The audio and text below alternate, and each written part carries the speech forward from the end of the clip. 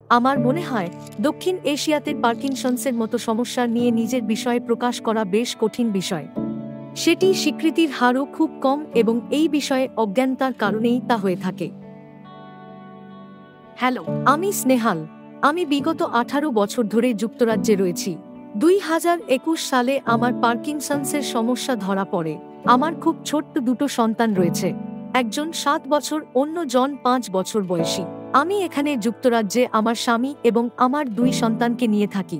আমি আমার ডান হাত খুব ভালোভাবে ব্যবহার করতে পারতাম না। আপনারা বুঝতেই পারছেন, আমি কিছু লেখা বা কোটের বোতাম আটকানো সহ নানা ধরনের দৈনন্দিন কাজ করতে পারতাম না। আমি চিকিৎসকদের সাথে কথা বলেছি। তারা বলেছেন যে আমার হয়তো অমুক সমস্যা রয়েছে বা আমার হয়তো অমুক রোগ হয়েছে, কিন্তু এটা কেউ বলেননি যে আমার সমস্যা আসলে পার্কিনসন্স।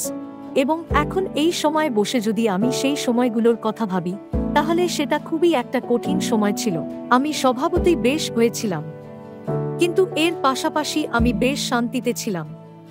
আর যাই হোক, টানা 3 বছর একের পর এক চিকিৎসকের কাছে যাওয়ার পরে এখন আমি অন্তত জানি আমার শরীরে আসলে কি সমস্যা হয়েছে। আর আমার মনে হয় এই সমস্যা জানার পরেই আমি লড়াই করে যাওয়ার জন্য আরও বেশি আত্মবিশ্বাস খুঁজে পেয়েছি। আমার মনে হয় দক্ষিণ এশিয়াতে পার্কিনসন্সের মতো সমস্যা নিয়ে নিজের বিষয়ে প্রকাশ করা বেশ কঠিন বিষয়। এখানে এটির গ্রহণযোগ্যতার হার খুব কম এবং এই বিষয়ে অজ্ঞানতার কারণেই হয়ে থাকে। আমি যখন আমার এই সমস্যার বিষয়ে বিস্তারিতভাবে জানাই, তখন আমি ভীষণ অপ্রস্তুত অবস্থার মধ্যে পড়তাম। এবং এটাও দেখেছি যে আমি যখন আমার সমস্যার বিষয়ে কথা বলতে চাইতাম, তখন সেই প্রসঙ্গ বদলে অন্য কেউ অন্য কোনো কথা বলা শুরু করে দিতেন। যেমন, আপনি কোনো মন্দিরে গেলে আপনাকে সব কাজ ডান হাত দিয়েই করতে হয়, কারণ আপনি মন্দিরের বা পুজোর কাজ ডান হাত দিয়ে করবেন। এই নিয়মটাকেই পবিত্র হিসাবে ধরে নেওয়া হয়। কিন্তু আমি সবসময় আমার বাঁ হাত ব্যবহার করতাম, আর আমার আশেপাশে থাকা লোকজন আমাকে ব্যঙ্গের নজরে দেখতেন, যেন আমি ঈশ্বরকেই অপমান করছি। কিন্তু আমি তো ডান হাত ব্যবহার করতে পারছি না। এটা খুবই কষ্টকর ছিল। আপনি কখনোই চাইবেন না যে অন্য কেউ আপনাকে এই সমস্যার জন্য জাজ করুক, যদিও এখনো লোকজন আমাকে জাজ করে। এক্ষেত্রে আমার মনে হয় সচেতনতা বাড়ানো দরকার। আসলে আমাদের বদ্ধমূল ধারণার বাইরে গিয়ে কোনো কিছু গ্রহণ করাটাই বেশ কঠিন একটা কাজ, এবং আমার মনে হয় এটাই পরিবর্তন হওয়া দরকার।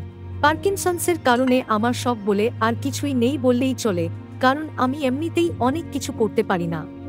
কাজ ছাড়া অন্যান্য সময়ে আমার শারীরিকভাবে নড়াচড়া করা খুব কমই হয়। এই কারণে আমি বাগান করতে পারি না, যা আমার খুব প্রিয় শখ। আমি নাচও খুব একটা করতে পারি না। এছাড়াও এই সমস্যার কারণে আমি খুব বেশি টাইপও করতে পারি না, যদিও আমি টাইপ করার চেষ্টা করে সময়মতো শেষ করার চেষ্টা করি। আমি এখানে আমার দিদার কথা অবশ্যই বলবো। আমার দিদার বয়স 94 বছর এবং উনি যখন আমার সমস্যার বিষয়ে জানতে পারেন, তার মন খারাপ হয়ে যায় এবং ওনার পক্ষে এটা মেনে নেওয়া কঠিন ছিল। কিন্তু উনি যখন আমার অবস্থা বুঝতে পারলেন, তখন তিনি আমার পাশে ভীষণ দৃঢ়ভাবে দাঁড়িয়েছেন। আমার মনে আছে, উনি আমাকে বলেছিলেন যে উনি ঈশ্বরকে খুব বিশ্বাস করেন, আর ঈশ্বর আমাদের সবকিছু দেন না, কারণ তিনি সবকিছু দিয়ে দিলে আমরা ঈশ্বরকে ভুলে যাব, তাই না? তাহলে তো আর আমরা প্রার্থনা করব না। আর যখনই আমার খুব মন খারাপ হয়, তখন আমি দিদার বলা কথাগুলো মনে করি। আমার মনে হয় ওনার বলা কথা আমাকে বিভিন্ন পরিস্থিতি থেকে বেরিয়ে আসতে সাহায্য করে। আমি বর্তমানে পার্কিনসন্স ইউকের সাথে তাদের রিসার্চ গ্রুপে রয়েছি।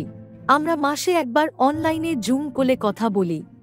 এটা সত্যিই খুব ভালো, কারণ এই কলের মাধ্যমে পার্কিনসন্সের নানা বিষয় নিয়ে জানতে পারা যায় এবং এই একই সমস্যায় আক্রান্ত অন্যরা আসলে কি করেন সেটা শেয়ার করার সুযোগ পান। তখন আপনিও জানতে পারেন কি করলে এই সমস্যা থেকে মুক্তি পাওয়া যায়। আমার মনে হয় অভিজ্ঞতা শেয়ার করার মাধ্যমে মনে অনেক শক্তি পাওয়া যায়, আর এটা সত্যিই খুব খুব ভালো একটা উদ্যোগ। এছাড়াও আমি অনলাইনে ইনস্টাগ্রামে প্রচুর সাহায্য পেয়েছি। সেখানে অনেক বড় বড় পার্কিনসন্স কমিউনিটি রয়েছে, যারা খুব সাহায্য করে থাকেন। মনে করুন আপনার খুব মন খারাপ এবং কোনো কিছু পোস্ট করলেন, তখন সেই গ্রুপে থাকা লোকজন আপনাকে লিখে পাঠাবেন যে কিছুই হয়নি, সবকিছু ঠিকঠাক রয়েছে, আজকের দিনটা খারাপ হয়েছে তো কি, কালকের দিনটা ভালোই হবে। আর মনে হয় এই ধরনের সমর্থন পাওয়া সত্যিই খুব অমূল্য। আমাদের সমাজে বসবাসকারী অন্যান্য পার্কিনসন্স আক্রান্ত ব্যক্তিদের আমি বলতে চাই যে আপনাকে সামনের দিকে এগিয়ে যেতে হবে।